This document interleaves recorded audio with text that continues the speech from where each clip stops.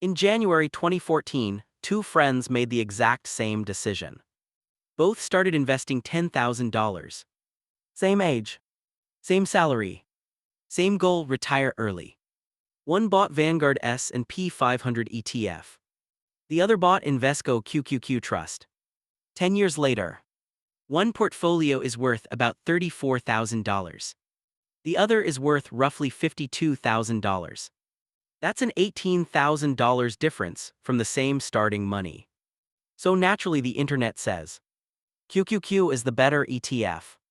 But here's the uncomfortable truth most investors never talk about. The ETF that grows faster isn't always the ETF that builds wealth more reliably. And if you're a beginner investor, choosing wrong could quietly cost you years of progress.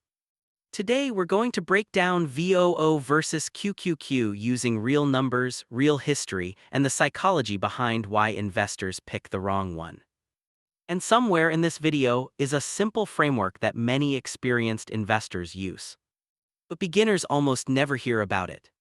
Why this decision confuses most investors. If you search best ETF for beginners, you'll almost always see these two names. VOO. QQQ. Both are massive funds. Both track major indexes. But they represent very different investing philosophies. VOO tracks the S&P 500. That means roughly 500 of the largest companies in America. Industries like healthcare, banking, energy, consumer products, technology. Basically a bet on the entire US economy. Now QQQ is different. QQQ tracks the Nasdaq-100 Index. Only 100 companies. And most of them are concentrated in technology and growth sectors. Companies like Apple Inc., Microsoft, Nvidia, Amazon, Tesla. So when you buy QQQ, you're essentially making a big bet on innovation and tech dominance. And over the last decade, that bet looked brilliant. But investing is dangerous when we only look at the past. Because the past decade was not normal. And this leads to the first psychological trap. Humans are wired to believe that recent trends will continue forever.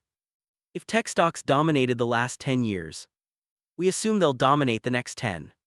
This is called recency bias. But markets move in cycles. The leaders of one decade rarely dominate the next. To understand why this matters, we need to rewind to a moment that terrified tech investors. Story Spike 1: the dot-com crash. In 1999, technology stocks were unstoppable. The internet was changing everything. People believed tech companies would grow forever. Sound familiar? Then the dot-com bubble burst. The Nasdaq index collapsed about 78%. Imagine this. You invest $100,000 into tech stocks. Within 2 years, it falls to around $22,000. And the worst part, many investors had to wait over a decade just to break even. Now ask yourself honestly, would you stay invested during a 70% drop? Or would you panic and sell? Because that emotional decision determines your real returns. Not the ETF itself. But here's something fascinating. Despite crashes like that, technology companies still became some of the most valuable businesses on Earth. So does that mean QQQ is still the smarter long-term bet? We'll answer that in a moment. But first you need to understand something deeper about diversification. The diversification engine.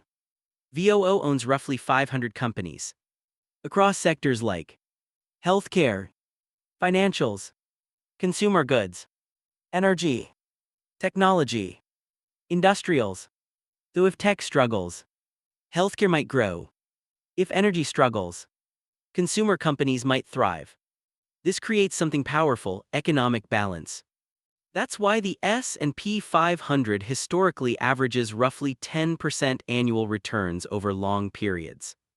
And VOO's expense ratio is extremely low, around 0.03%, which means almost none of your money is lost to fees.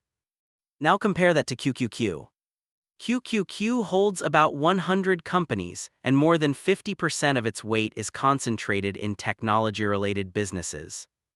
That concentration creates a bigger upside, but also bigger volatility. And volatility introduces another behavioral trap. Story spike 2: the panic seller. During the COVID-19 market crash, the market dropped about 34% in just weeks. One investor had a diversified S&P 500 portfolio. Another was heavily concentrated in tech stocks. Both saw their portfolios crash. One stayed invested. The other sold everything at the bottom. 6 months later, the market had recovered. One investor was fine. The other locked in permanent losses. Same market, different behavior. And behavior is the hidden variable in investing. Quick question for you. If the market dropped 40% tomorrow, what would you do? A. Keep investing. B. Wait for things to stabilize. C. Sell everything. Be honest. Comment your answer below. Because your psychology matters more than your ETF choice. Let's look at actual numbers.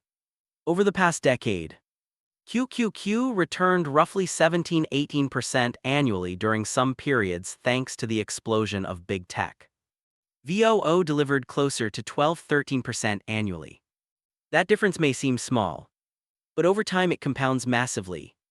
If you invested $500 per month for 20 years, at 10% returns, you might reach around $380,000. At 13% returns, that could grow to over $600,000. That's a $220,000 difference. So the obvious question becomes, why wouldn't every investor just buy QQQ? This is where things get interesting. Because the biggest risk in investing is not low returns. It's overconfidence. And history shows something surprising. The sector that dominates one decade often underperforms the next. Let me show you an example. Story spike 3: the market leader problem. In the late 1980s, Japanese companies dominated global markets. The Nikkei 225 was unstoppable. Investors believed Japan would control the global economy. Then Japan's market collapsed. And it took over 30 years to fully recover. 30 years. This is why experienced investors rarely bet everything on one sector, even when that sector looks unstoppable. Instead of choosing between VOO or QQQ, many investors use a core satellite strategy. Think of your portfolio like a planet system. The core is stable. The satellites add growth. Example: 70% VOO, broad market foundation. 30% QQQ, technology growth exposure. Now you benefit from tech innovation without concentrating your entire future in one sector. This structure helps you survive both scenarios. If tech dominates, right arrow QQQ boosts returns. If tech slows, right arrow VOO stabilizes your portfolio. And most importantly, it makes it easier to stay invested during volatility. If this explanation is helping you understand ETFs more clearly, take 2 seconds and hit the like button. It tells the algorithm this type of long-term investing education should reach more people. And it helps the channel grow. Here's the ironic truth about wealth building. The portfolios that look boring often win in the long run. Because boring portfolios are easier to hold. And the biggest investing edge isn't intelligence. It's consistency. Investing every month. Ignoring market noise. Letting compounding do the work. I'm curious about your strategy. If you had to choose one ETF for the next 20 years, which would it be? VOO or QQQ? And why? Drop your reasoning in the comments. Some of the best investing ideas actually come from these discussions. Quick reminder. This video is for educational purposes only. Everyone's financial situation is different, and investing always involves risk. Use information like this as a learning tool, not financial advice. VOO represents something powerful. The strength of the entire American economy. QQQ represents something equally powerful. Innovation. Artificial intelligence. Semiconductors. Digital infrastructure. Both forces shape the future. The real question isn't which ETF wins. It's whether you stay invested long enough to benefit. Because in the end, markets reward patience far more than prediction. If you want to master ETF investing, retirement strategy, and long-term wealth building, subscribe to the channel. Every video here is designed to help investors think calmly, rationally, and strategically about money. And next, watch the video on this channel about the 3 ETF portfolio many retirement investors quietly use to build million-dollar portfolios. Because once you understand that strategy, ETF investing becomes much simpler than most people think.